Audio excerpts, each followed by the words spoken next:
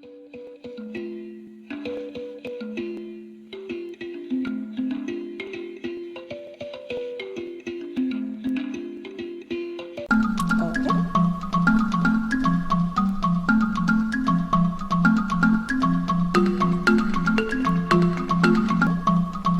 morning, good afternoon, and good evening, everybody.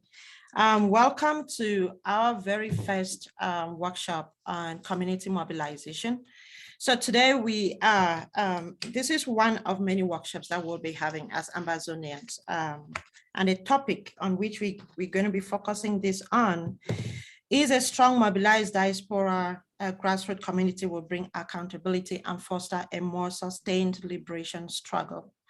So that's the topic that comrades across board have come up with, that we should be researching, investigating, and implementing strategies to achieve. So today is our very first workshop on engaging ourselves as Ambazonians in communities in the diaspora to look for ways and how to leverage ourselves and communities here and back home in a way that's best for the struggle. We have today three of some of our best to talk to us about this great topic. And we do believe that the information that they're gonna have here, that we all gonna have from what they share, will be valuable to our struggle. Before we do start by introducing the team that is going to be talking to us today, let us in a second just look at a few house rules, or just run through the program as it's going to be. Let's see. So we have three guests presenting to us today. And these guests are expected to present for about 10 to 15. Now, what we also want to let those that have joined us in today's workshop to know is that while the guests are doing their presentations, if you have a question, please drop it in the chat forum, and the guests will address your questions once they are done talking. So please feel free to go to chat and drop your questions or maybe a comment. After that, we're going to face, so basically the first half of the workshop, which is for an hour, is going to be spent listening to these guests, answering their questions and any other comments that we find as a result of their presentation. And the second half will be an engagement with every single one of us here. What we think we should do, strategies, concern, and stuff like that. So I am urging everyone to be straight to the point when they're asking questions or making comments, so that we try to keep to time as much as possible. I will also plead that if you are not talking during the workshop, please do mute yourself. And and during the second half, if you have a question to ask, in which case you don't need to drop it in the chat, you can raise a hand and you'll be called on to either ask the question or make the comments that you have. So again, thank you so much, everyone. So like I said, we have three awesome guests here with us today. And these guests are gentlemen that we've all known, gentlemen that we've seen do some incredible work in the revolution. I'm sure none of them is a stranger to anyone that has been active in the revolution. So let me go straight to introducing the very first speaker for today. Most people know him as Dr. Fru Kimbeng. Others know him as Pa Fru. Others know him as Pa Fru or just Mr. Kimbeng of Boston. Thanks for that, Pa Fru. I'm going to go right ahead and introduce him. If you do not know him, please listen keenly, because you would understand why he is here with us today to talk about community remobilization of Ambazonians. So Pa Fru is from the city of Lowell, near Boston in the US. He is a very engaged community activist in Lowell, the fourth largest city in the state of Massachusetts. On November 5th, 2002, Pa Kimbeng, with his peers, successfully established a transatlantic sister city relationship between Bamenda, his city of birth, and Lowell, his city of residence. He invited His Royal Highness Fon of Mancon, the first African traditional ruler, to address the city of Lowell, the city Lowell Council. Pa Kimbeng sensitized the Lowell police about Lowell African immigrants, perspectives of police, and helped to change the policing in Lowell and the state of Massachusetts. He received official citations from the United States House of Representatives, the state of Massachusetts Senate, and the Lowell Police Department. He serves on the board of many nonprofit organizations in the city of Lowell. In 2017, he invited Ambazonian President Sisiku Ayoktabe to meet with the Lowell government. The Lowell City Council voted unanimously to stand with the people of Ambazonia for the struggle of their independence. Pa Kimbeng is host of the TV program, The African Hour, which is hosted and showcased all over Lowell, Massachusetts, and beyond. So please, Ambazonians, let's welcome Pa Kimbeng to our community mobilization. Pa Kimbeng, so I have a question for you. And please, I know I must have missed quite some significant stuff as far as your introduction is concerned. So please help us fill those gaps if you need to. But the question is, how can we replicate the kind of community relationship you have built with your city over the years around the world? And how do we leverage these relationships to our struggle? Thank you very much, Jesse. Patriotic greetings from your sister city, Lowell, Massachusetts, USA. It is a humbling honor for me to share the stage with the erudite Professor Anyangwe, whom I respect and admire, and Dr. Jibamon. Thank you for the wonderful introduction. Let me thank the organizers of community mobilization. I pray and hope that we in the diaspora have learned our lessons to ready to stamp our feet on every pavement, street, borough, and county in the diaspora as worldwide Ambazonian freedom fighter. I want to thank all our televiewers and audience worldwide. Please let us pause to remember our fallen heroes that have that their lives shall never be forgotten.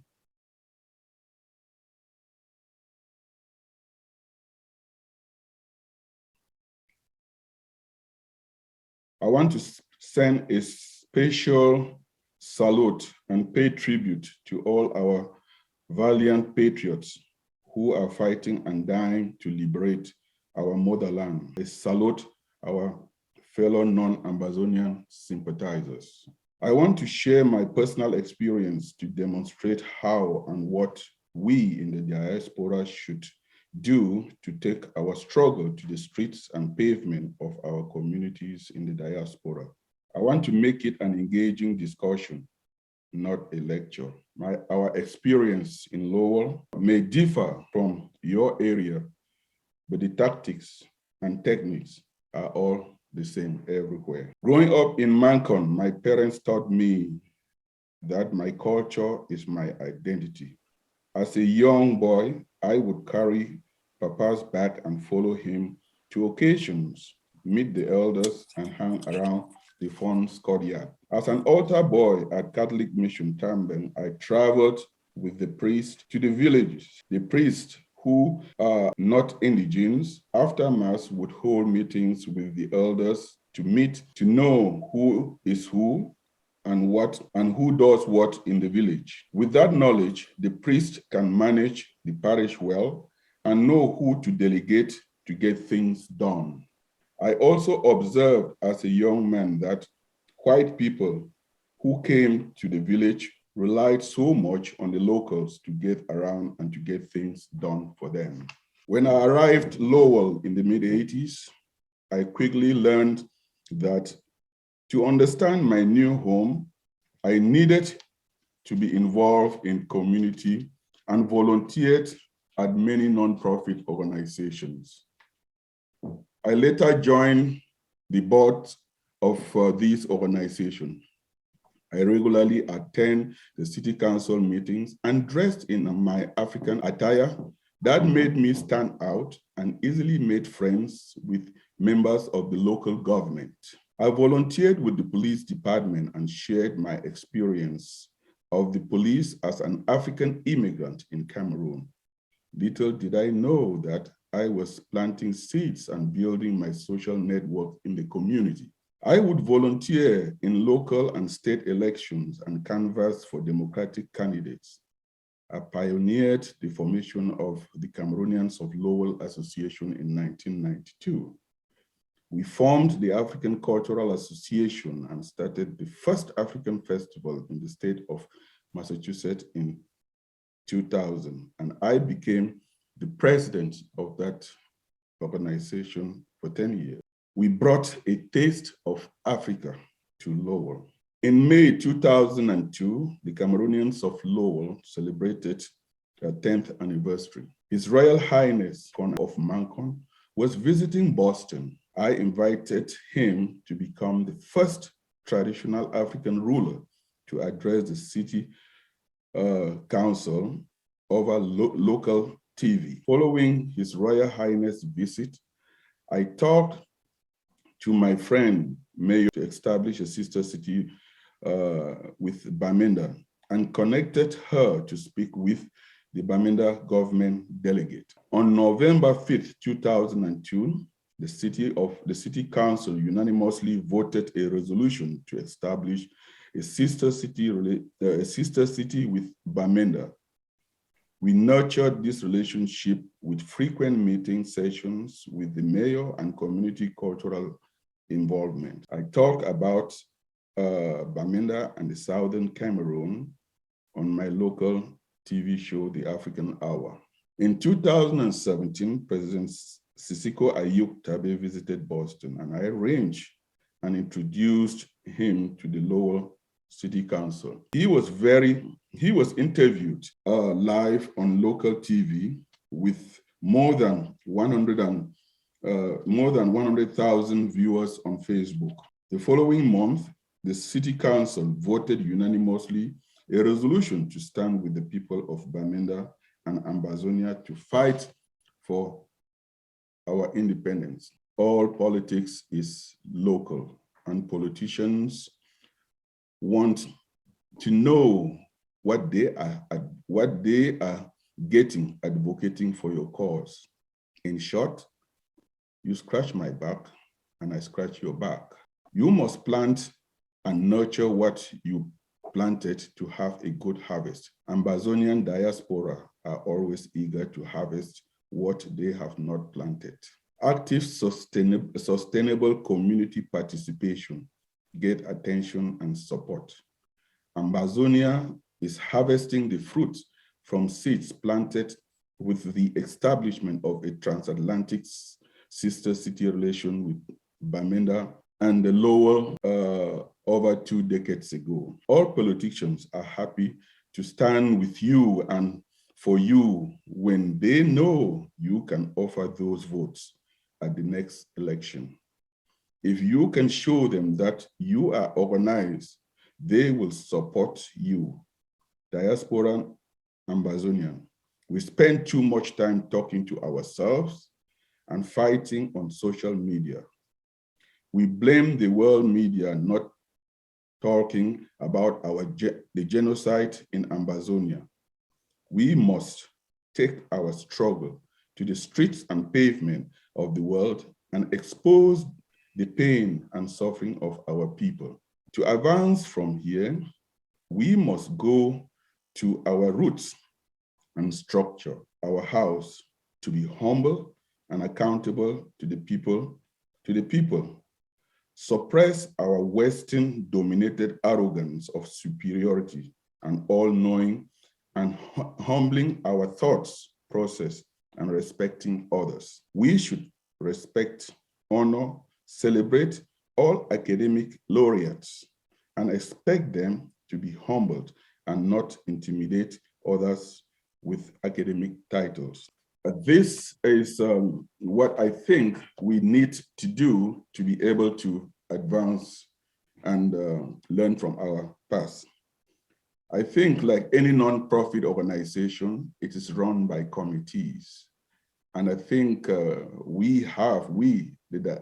diasporans, we have not really established a true structure as to how to run our own struggle. I would suggest that we need to form committees to run our struggle. We need to form a committee of traditional rulers. We need to form a committee of elders born in the 40s, 50s, and 60s. Form a committee of lawyers. We need to form a committee of intellectuals and teachers. Form a committee of diplomats to follow on diplomacy and foreign affairs. Form a committee of business people. We form a committee of religious leaders. We form a committee, a military wing committee, a communication committee of media people. We also need to form a committee of information gatherers, a propaganda committee, etc. And also form a Friends of Ambazonian Diaspora Committee, as well as the Diaspora War Committee. We also need to form an Ambazonian Women Committee. These committees will manage our collaborative struggle for freedom and independence. History, if it is important, has taught us that every colonizer begins by weakening tradition and culture and imposing their language and changing names of the colonized, causing mental trauma and brainwash. I leave us with this to think about. What we do is what we think. What we think is what we know. And what we know is what we have been told.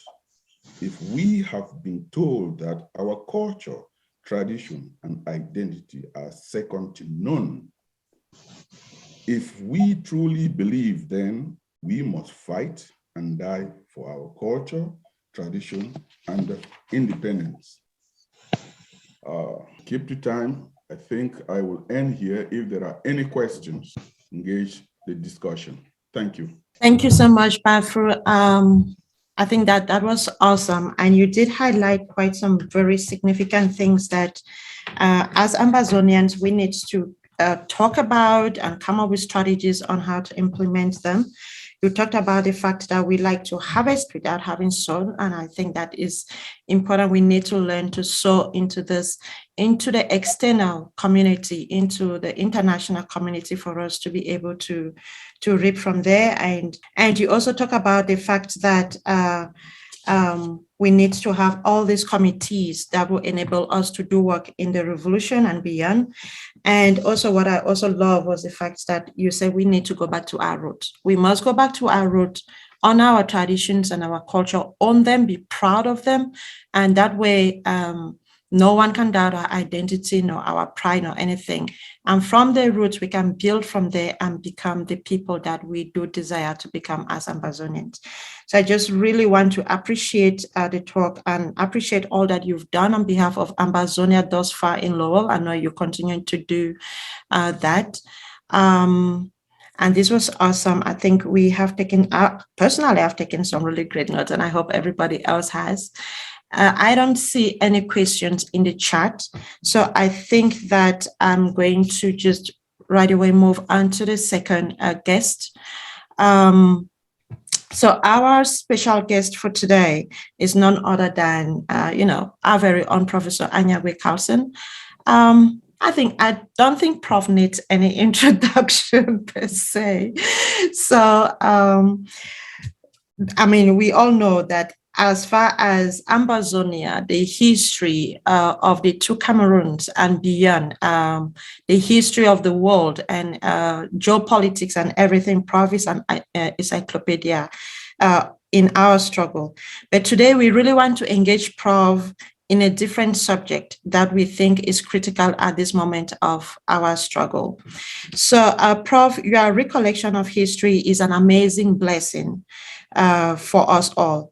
And today we want you to specifically share lessons from past struggles on how mobilized diaspora communities help sustain their revolution, so we can draw lessons from that and apply in our revolution today. So over to you, Professor Carlton Anyangwe.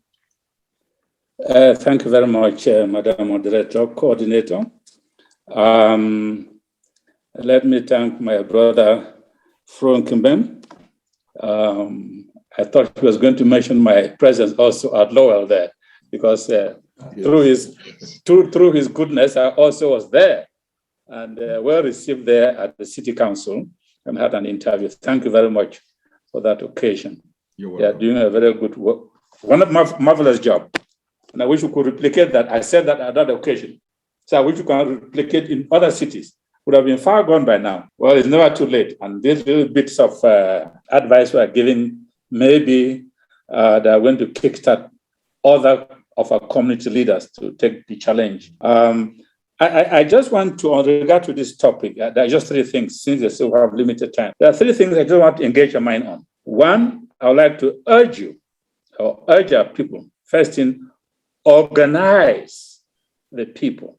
That's the first thing we need to do, to organize the people. The second thing is collect the money.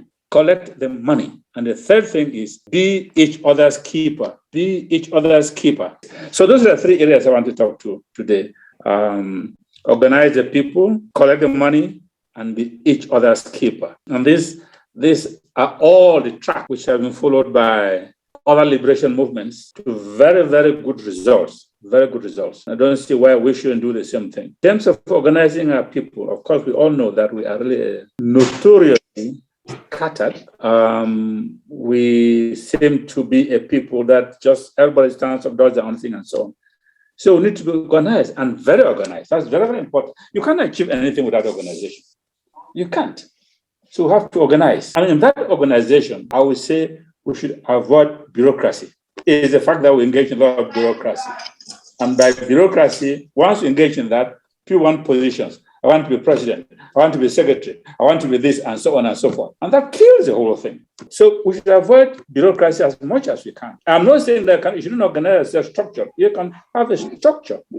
And since we're all very good at wanting titles, maybe the titles we give our people, we should give them some innocuous titles.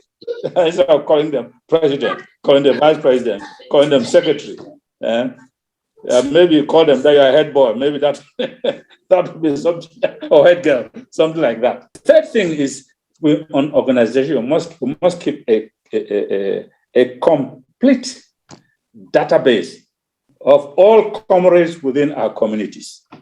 How do we function if we don't have any database? How do we function? If you go to a community, you ask how many Ambazonians are here, everybody's scratching their head. We don't even know. So we need a database for each of our communities.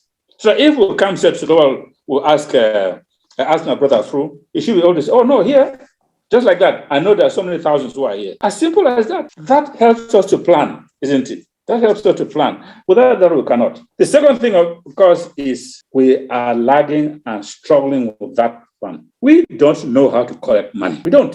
I do see from time to time, we put on the WhatsApp group some banking details and so on and so forth. I want to just tell you that very, very few people would bother to take the trouble to go through all that banking detail. You have some who will do that, but most people will not, especially people who live in environments where access to banking facilities, the internet is lacking. I'm talking about Africa. You will not have much on that in that regard. So we must be able to think very, very creatively and devise a strategy and a strategic plan on how to effectively collect money from our people. I don't think Ambazonians are unwilling to contribute.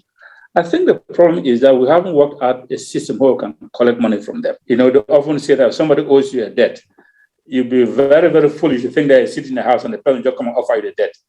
Say, yeah, I'm paying. Often you have to go and collect it. That's what happens. And that's the reality. And in this regard, I would recommend two things, two strategies. The Njangi strategy and the cell strategy. You combine both. Njangi is something which we know in our own community. In all our villages back at home, we know what Njangi means. People come together. They put money down. They'll say, you are the one going to chop Njangi today or this week, whatever. And on that occasion, also joint occasion, we share a drink and some little food. those are incentive for people to come and attend. So we can borrow from that. We make that Njangi weekly, So when people come, they throw in their little pennies there in that Njangi. The host will provide some drink. Nothing extravagant. I don't want Hennessy there. I don't want all those things. No, it's not necessary. You do well with some soft drink, Coca-Cola, whatever, and that's good enough. So people come sit there, drink, and for the 30 minutes you sit there, everybody put their contribution. If we put the contribution to be, say, $50 a week or $100 a week, they will just throw it out. Never you go for $1,000, $2,000, you're asking for too much. So weekly, $50 or $100, everybody come and drops it there. The financial secretary collects the money and say, okay, we are 20 here. And these 20 people, everybody will put $100, this amount we have, records it, the names of the contributors. And that amount is remitted to the designated treasurer, whatever you call treasurer, general, whatever it is, through some banking system. You imagine if in all our communities we have all of that, people doing that same thing every week. The money we're going to collect every week, believe me, will be substantial. It might not come up to the millions, which some other groups, some liberation groups have had. Like when I was told about the Tamil, I was shocked that they were able to collect every month $2 million USA. I said, what? Every month, 2 million. If we can even collect that for a year as Ambazonians, we change the dynamics on the ground, frankly, completely. So that's the Njangi strategy, which we all know. We don't need that to be elaborated on that. And I said, Njangi strategy must be coupled with a sales strategy. Now, the sales strategy comes from Soviet Union and China. They adopted a system of organizing people in cell formations. And the cell formation are small groups. You are not going to organize people in huge cells, 500 people, and no, it doesn't work. Small groups. Often people within the area, they know each other. 20, and I would think maybe 20, maximum 20 is good enough. We don't have to organize people with 200, 300 groups. So small cells, about 20 people. The good thing about that is that when the cell meets every week, as I say, everyone knows each other, and everyone knows you put down $100 there, and so on. And money is being collected that way. And can you imagine that we have all Ambazonians throughout the world, we're organizing cell groups like that, and each cell of 20 people. And each week, the 20 people remit their money to the treasurer, who remits them to the general secretary, remit the money to the secretary, financial secretary, who remits every week that amount to the treasurer. Imagine how much money we're going to raise by just a little effort. I'm making these small contributions. I mean, $100, $50. People take that and go and buy. How much does Hennessy cost? And that is really nothing. People will not feel anything making those contributions. So if we couple the Njangi concept with the cell concept, I think we'll begin to see a change in the way monies are coming in. And then you have to devise other means of raising funds. What we've been doing so far, I call it Sunday collection. This is Sunday off. You pass the basket around, people drop in a few pennies and so on and so forth. That's not good enough to pay even the pastor. So we have to think creatively, other ways of doing that. I read from some other groups. I've been interested to know that they created businesses. One group even had a shipping line, liberation movement, a shipping line with 2 ships transferring cargo from one place to another. It was created by the movement. And just think for one moment, if the Ambazonians, as a liberation movement, could have created a restaurant there in the US, could have created a food shop in the US there. I'm not thinking of huge things which are doable without much sweat. Think of if we encourage some Ambazonians who are involved in the housing sector to be able to get some houses, 2, 3, 4, or 5, and having a rental every month. Do you know how much money we're going to raise through that method? I've just given this an indication. I'm sure all of you will know some other strategies for raising money other than this Sunday collection I'm talking about, which will be very, very good. My third and final point, of course, is that we should be each other's keeper. I've noticed that Ambazonians like to act in silos and in isolation. You go to a community, you ask this person, Oh, I don't know me that one self. I don't know. Why wouldn't you know? Why wouldn't you know your own person? Your own country person. It's aching. It's painful. That we should adopt that attitude. So we must be each other's keeper. And why must we be each other's keeper? Because we need to mutually assist each other and to be interconnected with each other. We promote each other. We advance in each other in all fields of human endeavor. I want to tell you, there's this liberation movement which established a facility among themselves relating to their own ground zero. Any child they want to study abroad, it was the responsibility of the diasporans to search around for schools, to search around for scholarships if possible, and they facilitate those children coming to that country, dealing with all issues like visa or whatever thing, because those of you who are in that country, you already know the intricacies, you know how to go around it. And we're able to bring a lot of their own national into different countries, America, Britain, the Netherlands, Germany, and so on. A few years down the line, people began to see the fruit of that work. Because these people whom they brought, they now graduated from university, were working. And what were they doing? They were doing monthly contribution because they appreciate what happened to them. They also organized themselves in such a way that they facilitated their own nationals having permanent residence in the country where they are. They facilitated because they know exactly how to go. Somebody coming out from ground zero would not know. You know the intricacies. You go to a degree and say, look, we need to do this. If you want to come to the country, this is what you have to do, and so on and so forth. And even direct them to the professions where they think would make a difference. And that is why you have those people. Have you ever asked yourself, let me ask you, think of the Indians,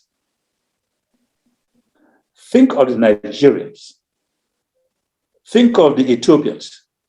If you land in DC there at the airport, the chances are that the chauffeur who's going to pick you, this will be an Ethiopian. Or if you go up there to Minnesota, will be. Nigerians are everywhere, becoming ministers, mayors. How do you think all of this happened? It didn't fall from the sky. It's organized work. You are each other's keeper. You direct and promote each other in all fields of human endeavor, whether it be the entertainment industry, we should promote our singers in the entertainment industry, whether it be in the food industry. We see our own people in Ambazonian who have a shop, a food shop. You go there and buy only Ambazonian. Don't go and buy elsewhere. When you buy there, the money remains within Ambazonian. You promote our businesses. I know at least 2 businesses now in the US. Let me call them because they will think I'm trying to give them publicity. But you all know. We must support those businesses. We must promote them. Because when they stand, those businesses stand, Ambazonian stands. And the name of Ambazonian that would know.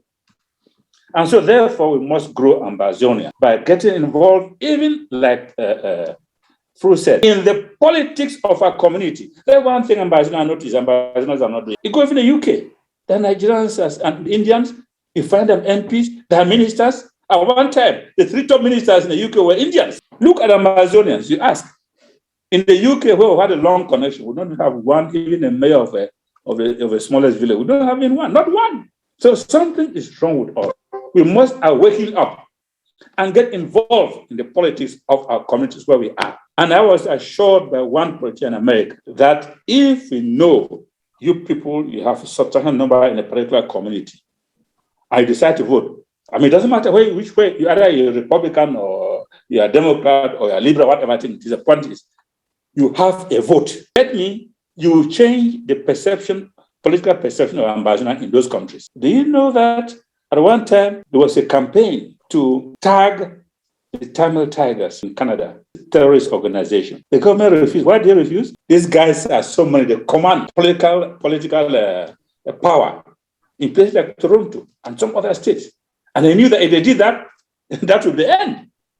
That is the power I'm talking about when you get involved in some of these things. And finally, cultivate and reinforce the distinctive Ambazonian spirit and outlook and identity. If somebody should be able to say, like we all want to say Nigeria, or no, this is Nigerian, this is an Indian. We should be able to say, no, this is an Ambazonian. And that's what he's doing, that's the Ambazonian spirit. If it's the entrepreneurial spirit, the sporting spirit, if the academic spirit, and so on and so forth. And that is what would mark us out from the rest of the group and make us to shine. And that will enable, I want to get to where? To be able to construct an Ambazonian constitutional identity. So I hope I've given you a few ideas on that we must organize ourselves, more know how to collect the monies, or must be each other's keeper. Thank you very much. We are learning so much. Having just heard from you and Pafro, this is mind-blowing.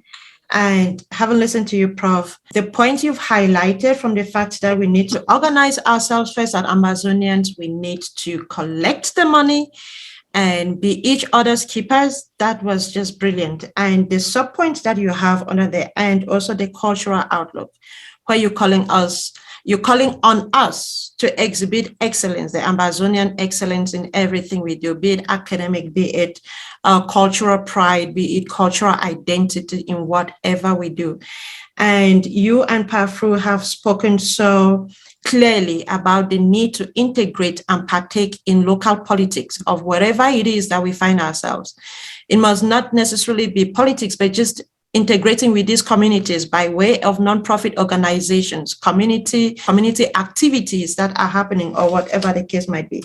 But I think that your point on us being each other's keepers, which I would just use the word Ubuntu to summarize that, is very, very important. I think most of the challenges we faced in the struggle is because we have failed to be each other's keepers. We have failed to promote, to support, to look out for each other, and to help and assist each other when we need to. We have different skills, different capabilities, and different ways of looking at things. And being each other's keepers is going to get all these skills, all this love and collaboration that we need going. Yes, the idea of patronizing Ambazonian businesses, well, that's what the Indians do. That's what the Jewish do. That's what the Chinese do. That's what Nigerians do. And that is what make them really successful. So Ambazonians need to wake up. Trying to tear each other down by thinking that if you go buy from somebody's shop, you're making that person richer. No, if you buy that person up, you're uplifting your community.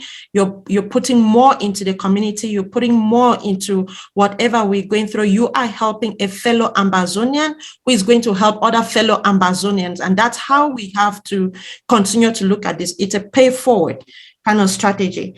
And the methods of collecting money, I think the sell option is awesome. Once you can take that, like you said, measure with Njangi approach, the idea of just organizing ourselves. Know who you're dealing with in your community. Have a database.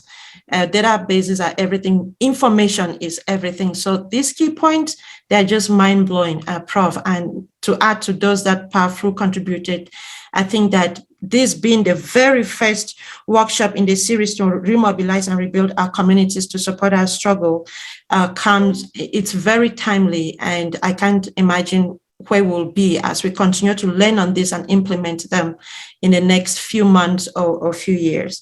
So our final guest is no other than our senior comrade, Dr. David Njibamo, who is the chairman of the Ambazonian community in Germany. That's one community that I take my hat off to.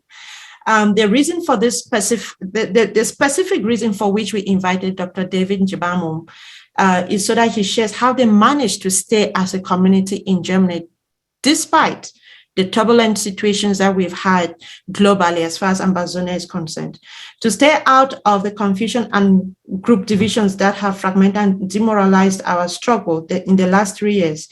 The German community remained focused and united as a community. So we will let Dr. David share their experience and how they managed to stay focused so that we all learn from that and start doing the same in our different communities.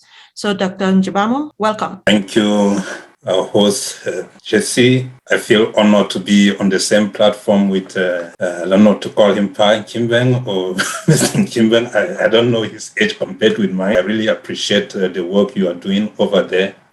I watch these programs regularly because they give us a lot of inspiration. And Prof. Anyang, we were yesterday on the same platform like this, so it seems we are more or less together, we'll be moving together. And it's a pleasure to have this team together. I think what Ban Kimbang said and what Prof. Nyangwe said are things that we have to do. And most of these things are what we have done here in the German community. I'll go back to one thing which Ban Kimbang mentioned, because growing back in the village, that is where everything starts, the organization starts. If you go to every quarter, you have a quarter head. Everybody in the quarter knows each other. You know who is the carpenter, who is the bricklayer, who is capable of doing what. If you need a service, you know the person to contact. And from the quarter, you get all the villages, the quarters that make a village. Every quarter would send a representative to the village council from the different villages that form a county or a subdivision. They should then have their own representatives. So these are how we have the grassroots function. If you have in the quarter, you know who has long hands, who has which talents. So you will not contribute your money and give it to somebody who has long hands to keep. So if you have this structure where you know everybody in the village, then you can properly organize your community to function properly. These are these very basics of forming a community which will function. We have to have these levels of hierarchy from the quarter to the village to the sub-region and so on. And in Germany, Germany is a federal state, and they have 16 federal states. And when the revolution broke out 2016, we saw how the Germans mobilized and staged a protest at the Brandenburger Tor with, I think, the greatest protest that has ever taken place in the diaspora. And after that, we decided to form the Southern Cameroons community in Germany. It was SCCG. And after that, with the idea of government, we had some challenges first because we wanted to support, we were very ready to support. So we contributed humanitarian assistance, the first which we tried to send to ground one as a container, which till today we don't know where that container ended. And then the funds which we raised, so they tried to set confusion in our community created parallel groups just to weaken the community. But because we had organized our communities having different units, different associations, the idea was to have an association in every state. And we had coordinators from these different states. So we had different associations in the different states. For example, at the moment, these associations are the ones that have united to form what we have today. So because of all this confusion, most of the people, they were level-headed people, and they saw that all these things were not going to go anywhere. So they remained focused. Those who were just there making noise, causing confusion, and did not really know what was going on, they were distracted and they left the community. So looking at the way things were, it was almost confusing. And then we decided to organize a SWOT analysis workshop, which took place for 3 good days. And then the aim was to really go back to the roots, to analyze the community vis-a-vis the Ambazonian revolution, to understand the causes of the challenges and the problems that the society was facing, and to identify measures to counteract all these challenges, and then to set a roadmap for the future. So this is what the German community did. And after that, the roadmap that was set was to create what we have now, the Southern Cameroons Associations Germany, which is now an umbrella association of all the other associations which are existing. So this umbrella association now is the coordinating body, but all the other regions, they still have their own associations, which, as Prof. Anyangwe said, if you are in your sale or let's say, city. If Ambazonians are in a city, it's easy for them to have their database there and you know who is who. Because we tried to create such a database in Germany, but people were hesitant to provide their information upstream because you did not know who was going to handle this information. But in your local area, you can set up this database because you know all of you who are in the city. Because of this strong basis that we had in some of the cities, knowing each other, knowing the capabilities of each other, these regions, they had a strong association that remained intact and could not be disintegrated due to the infighting and the challenges we have in the revolution. During the analysis, we tried to identify what were the challenges and what we can do. After the analyzing all the challenges, because every society has challenges which are different. They have different problems, they have different structures. So we looked at what was peculiar for the German community and what we could do to move forward as a team. One of the things we saw was that a lot of people came into the revolution without any background, any knowledge. They don't even know what we are fighting. So we had to educate our community, educate them, let them know the importance of every action, not just to be forwarding messages you see circulating. They have to first verify the authenticity of message before you forward it. So that these are measures we took to counteract the spread of fake news and all these things that made our community remain focused on the revolution. So we also saw that we have all these group and affiliations. And if you have all these people together, it will be difficult to work because people will be fighting for personal interest, group interest, and so on, which will not lead us anywhere. So we resolved that our group will not pay allegiance to any movement, government, or whatever. We pay allegiance only to the people of Southern Cameroons. We are ready to support every project that contributes in moving the revolution forward, making a change to the lives of the people of Southern Cameroons. That was what really brought us together, because now when you come into the SCA house, if you are from which movement, when you come in, you have to first put your cap outside before you come into SCA. So in SCA, we are all Southern Cameroonians. We are not IG, we are not AGOFC, we are not whatever. So if you are coming in, you know everything you are contributing is for Southern Cameroons. We don't exclude people. So that was one of the resolutions we came with.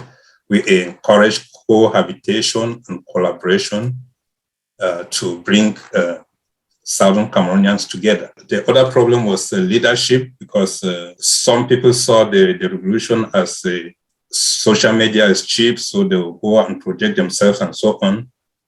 Some want to take a position and then hang on it as the president of Cameroon is doing. So we resolved to have a structure, a delegates group which has the representatives of all the movements. And then we have an executive board, which is rotatory, with a chairman whose term is rotatory after every 1 year. So it's not permanent. Once you have this rotatory structure, nobody will want to hang on a position forever. And if you come, you know you have a fixed term. You have to continue from where your predecessor left, and then you continue. And we have clear processes, what we want to achieve. So if a new leader comes in, then he's just continuing, and the team is there, and we work together for the association and not against each other.